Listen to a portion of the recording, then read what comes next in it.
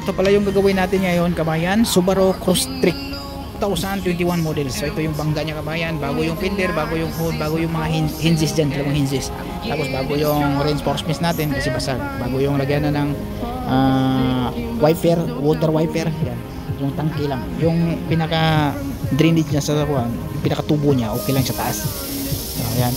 Iwan ko lang yung motor nito. Kung nasira ba yung mga motor nito, walang motor dito sa bago.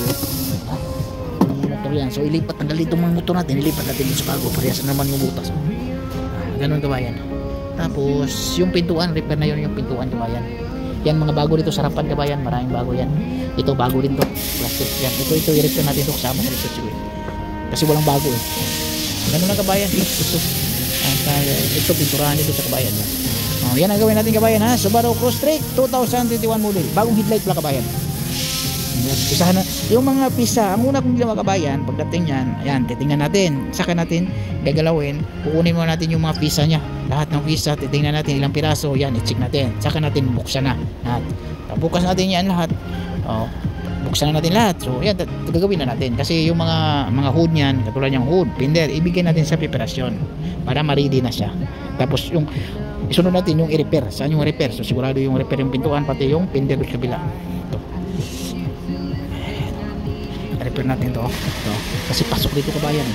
I-repair natin to, ito, tapos yung pintuan doon sa driver side.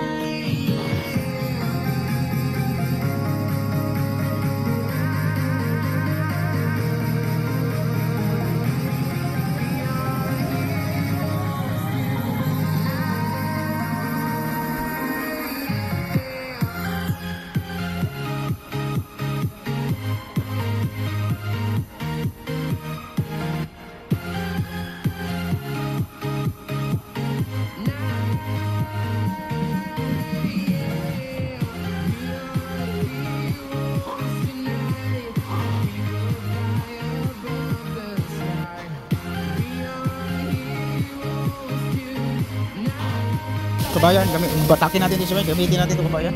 Ito. Kasi matibay dito sa kabayan, oh. Natupi ito eh. Matibay siya pag yung panghila lang natin gamitin, matibay. So mahirapan tayo. Maubos yung pawan natin yan, nakapagod na yan. Alam mo mga tumatanda na tayo eh. Yan, batakin lang natin dyan. Tapos kontrahan natin doon sa kabila. Hindi naman gano'ng matibay yan eh. Kahit dito tayo kukontra yan sa kabila. Okay? Ano na sa kabayan, ang technique. Yan, kabayan, oh. Nailagay na natin. So kontrahan na natin yun. Yan, oh. Yan ang kontrahan natin. Tapos hindi naman gano'ng matibay din yan. Kasi hindi naman chassis yan. Yan ang formahan. Babatakin na natin, kabayan.